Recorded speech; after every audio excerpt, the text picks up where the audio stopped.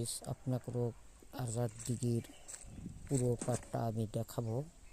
পূর্ব পাড় কতটুকু ভয়ানক জায়গা আমি দেখাবো। দেখেন, অনেক ভয়ানক জায়গা, অনেক ভয়ানক ভয়ানক জঙ্গল। দেখেন, শুধু জঙ্গলে ভরা, দিনতে মানুষ ঢুকতে পারে না, এরকম একটা ভয়ানক জঙ্গল এই আজাদ দিঘি। এই আজাদ দিঘিটা ছিল আজা প্রজাদের। এখানে যে রাজাটা ছিল, এই রাজা 49 রাজা যোগেন্দ্রনাথ কিশোরের এই দিঘিটা ছিল। দেখেন,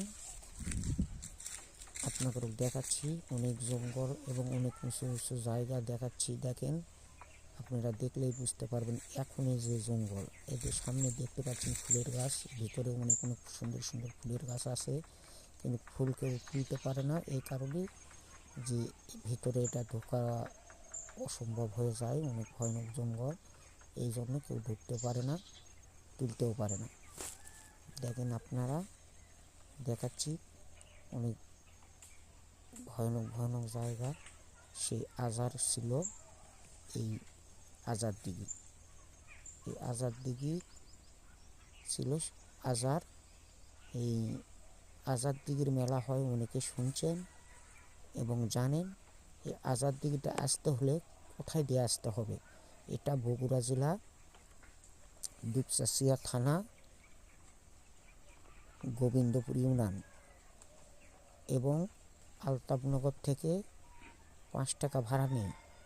এখানে আসবেন, আসা আপনি এই দিঘিটা দেখতে পাবেন এবং এলা সুন্দর সুন্দর জঙ্গলগুলো উপভোগ করতে পারবেন। এখানে প্রতি রমজান মাসে 2 তারিখে মেলা হয়, ডাকের মেলা, সরকারি মেলা।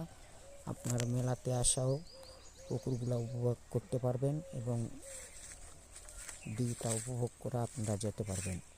আপনারা আসবেন, অনেক অনেক সুন্দর সুন্দর জায়গা দেখতে পাবেন। আপনারা দেখুন, আমি দেখানোর জন্য চেষ্টা করতেছি এবং দেখাইতেছি। দেখেন কত ভয়ানক জঙ্গল, দেখছেন? দেখেন আপনারা।